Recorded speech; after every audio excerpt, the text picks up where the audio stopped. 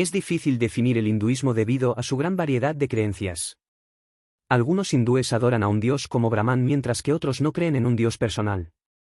Algunos son vegetarianos, no comen carne, otros comen carne. Muchos consideran que el hinduismo es una religión, mientras que para otros es una filosofía de vida. Un expresidente de la India dijo que el hinduismo es una cultura más que un credo. La palabra hindú proviene de Sindhu, que es el término sánscrito para el río Indo de la India.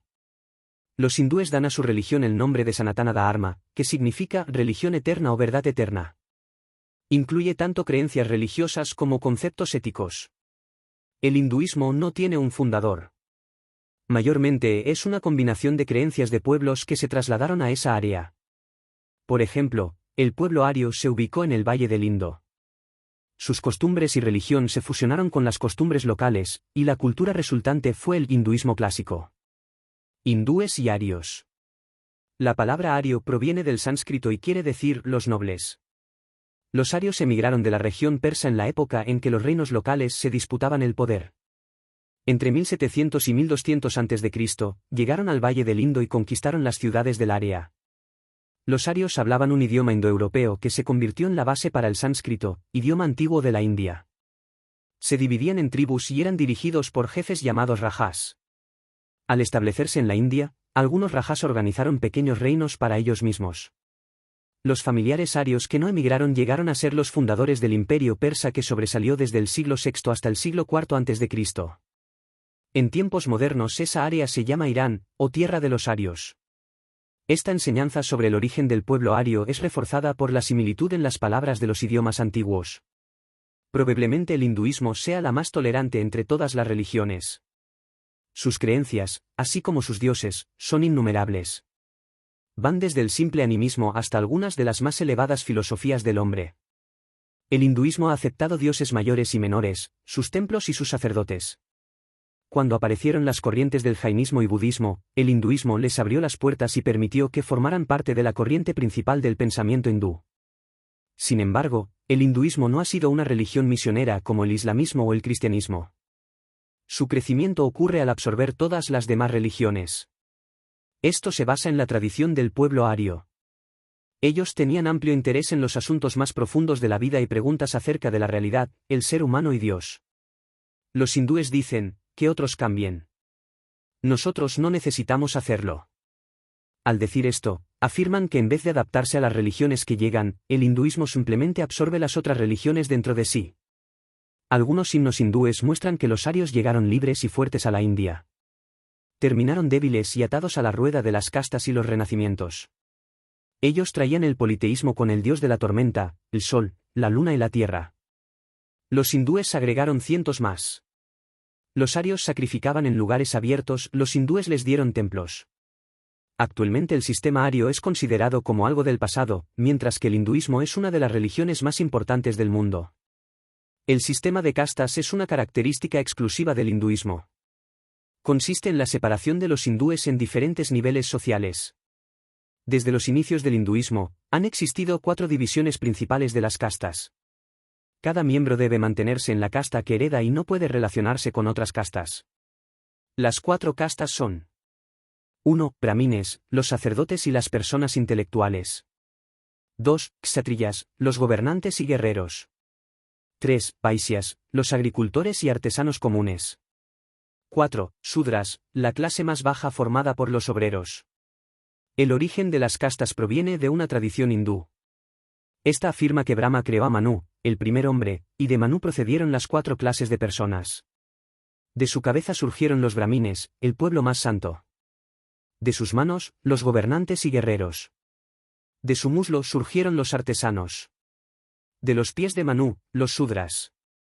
Por tanto, los hindúes creen que el sistema de castas proviene de Dios. Al pasar el tiempo, el sistema de castas llegó a ser más complejo. Actualmente existen 58 castas formadas por más de 1 millón de personas y más de 2000 subcastas. Además, unos 50 millones o más son denominados parias, arihants, intocables, o legalmente, las clases populares. El sistema de castas ha sido declarado ilegal por el gobierno de la India, pero todavía forma parte de la sociedad india.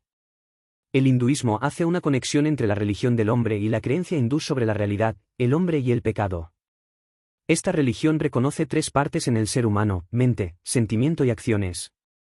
Diversas religiones enseñan estos conceptos en forma diferente. El brahmanismo da más importancia a la mente. Afirma que los problemas del hombre son causados por un error en su manera de pensar.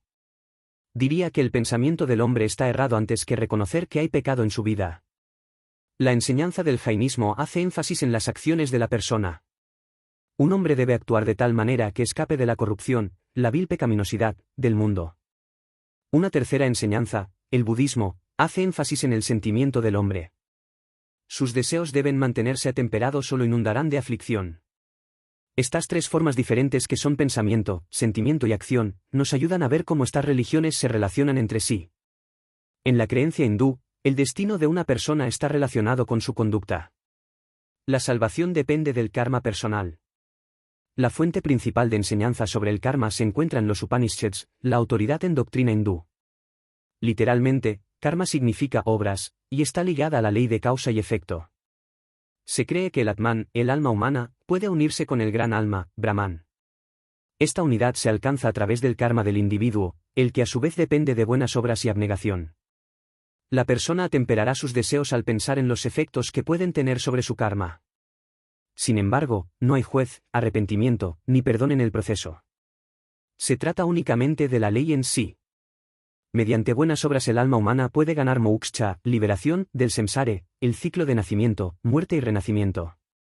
La creencia en la reencarnación o transmigración se llama samsara. La transmigración se explica de esta manera: cuando un hombre muere, su alma no muere, sino que vuelve a nacer en otra forma viviente. El proceso se repite una y otra vez en un ciclo sin fin.